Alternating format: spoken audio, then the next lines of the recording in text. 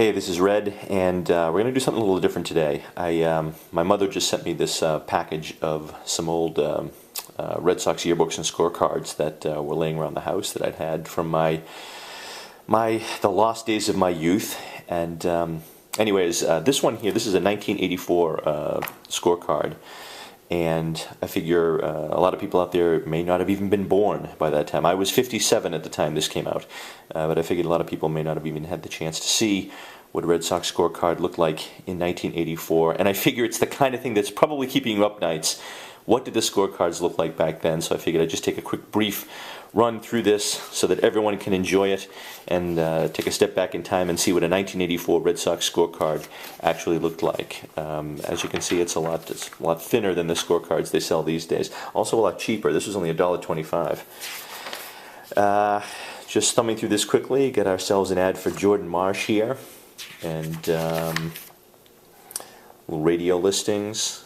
Welcome to Fenway Park. Gene Yockey, of course, part of the welcome wagon. Come on in, spend your money. Buddy LaRue and Haywood Sullivan there as well. These things were always very popular. Ralph Hulk was the manager back then. And there's the league of coaches he had with him. Tommy Harper, Walter Riniak, Johnny Pesky. Oh, the great Johnny Pesky. Lee Stang and Eddie Yost, rounding out the brain trust. Fenway Franks. Enjoy them at home. Shit, not just this was big news back then. You mean I can eat this shit at home too? Phenomenal. Enjoy Fenway Franks at home. Anyways, now we get into the players. Billy Buck and his eyebrows right up there. Bob Stanley, Jim Rice, Dewey Evans, Wade Boggs. A little ad for Getty there. Here's the crew. Gary Allenson, man, you didn't want to mess with Gary. Just look at that face. There's a guy. You want to tell him his check isn't in? You want to tell him he's not in the lineup tonight? Good luck with that. Here's our boy, Jerry Remy. And also Bob Ojeda, Dave Stapleton, Easler, Armas. An ad for Old Milwaukee and Old Milwaukee Light. Thank God they finally came out with a light version because the regular Old Milwaukee was killing me. Reed Nichols. Reed Nichols was the first baseball player who ever responded to a letter that I had sent in. At the time, I think I blanketed, sent a letter to just about everybody on the team, and Reed Nichols was the one who responded. So thank you, Reed, wherever you are today. Probably working at the local Home Depot, but thank you. It was much appreciated and made an impact on this young shaver. There's Al Nipper and another whole rogues gallery. Eddie Urak. There you go. Jackie Gutierrez. Mustaches were big back then. Mike Brown. For those of you who weren't alive in the Mike Brown era, you really missed something. It was a good time. Another ad for Budweiser here. Full page ad for the Hilltop Steakhouse. A whole article on Tony Armas. Home computer. The home computer back then, of course, weighed about 152 pounds. Where are they now? Gary Peters. Question that often keeps me up at night. There's an ad for Nesson. Nesson was new back then. This was kind of an introduction to Nesson. In a couple of years, you'll be paying $50 a month for this. Back then, they had, I think they split the schedule with Channel 38 back then.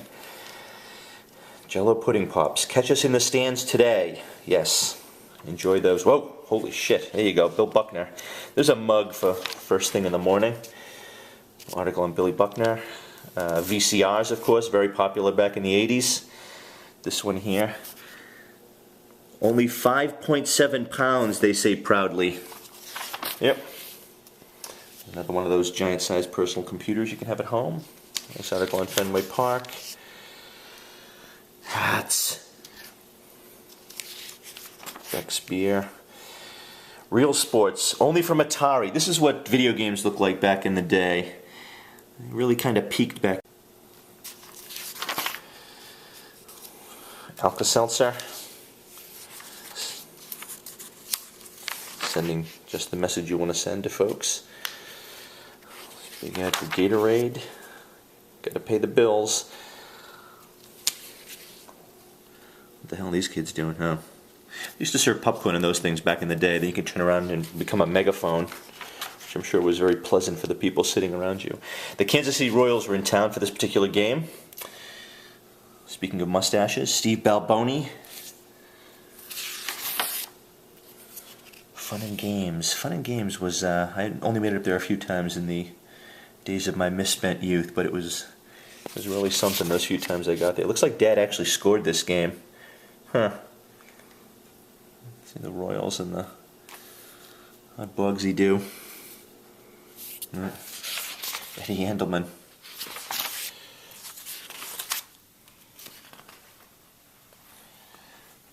Johnny Pesky.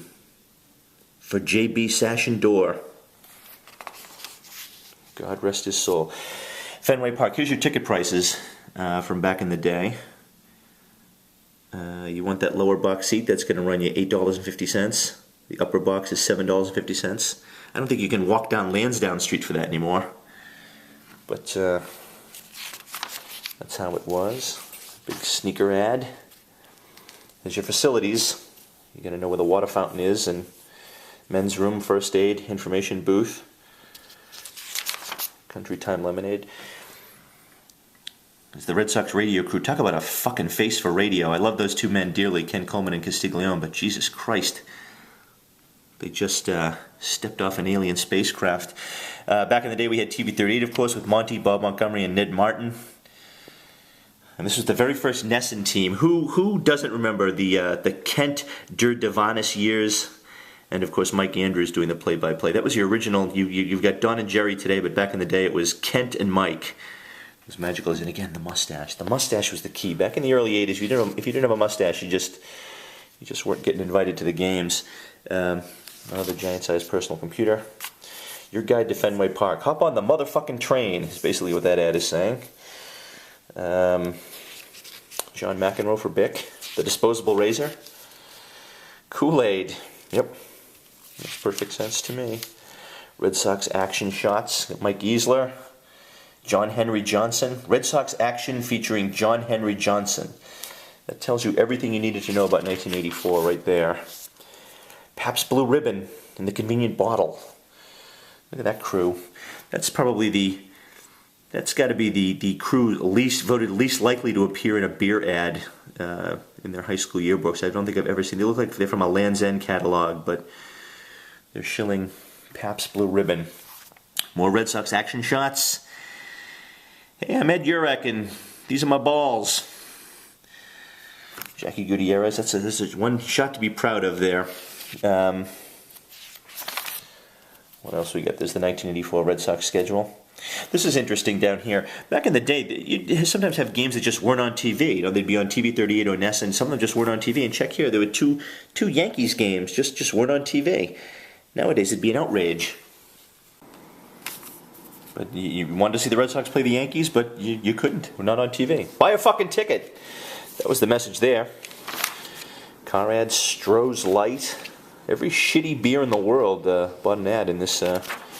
Speaking of shitty beer, what we get here? Red Sox action. A win. The Uke. Bob Uecker. Continuing the story on Billy Buck. TV30. What the fuck is that? Jim Rice working the camera? TV38. As I mentioned, if the game wasn't on Nesson, it was on 38 back in the day. What the fuck? Oh, it's a CPR ad. Let's see. The car ads. The 1984 Red Sox. Let's see. Oil Can Boyd. Those glasses actually laugh at them, but they actually allowed him to see the future. Mark Clear. Rich Gedman without his glasses. Glenn Hoffman. Mustaches. There's a couple more ads here. These are always great, the little albums of things going on at the game or at the park before. There's a lot of activity at Fenway Park before game time. For example, someone walks upstairs. Roger Clemens does this. Yikes. Batting cage action. Look at that thing. Look at that fro. That thing controls the tides. More giant computers. That, I think, is HAL from 2001. More booze. Before game time. Some action shots there of the players. Tony Armas looking thrilled to be interacting with the fans. Has he got a knife in his hand? Nope. Interviews. And 7:35 game time. Last page of the players. Steve Crawford, Marty Barrett, the great Marty Barrett. And look, way down here at the very end. We hardly knew ye, Roger Clemens, the last guy. And that takes us to the last page. Wow. Get the ATRA advantage. Yep. Oh yeah. Anyway. That's 10 minutes of your life that you'll never get back. But if you're still watching, I hope you enjoyed taking a look at a Red Sox scorecard from 1984. A precious, precious memory to me that I can certainly never part with. Unless anyone really wants it and has $75, in which case just email me. And it's yours. Thanks.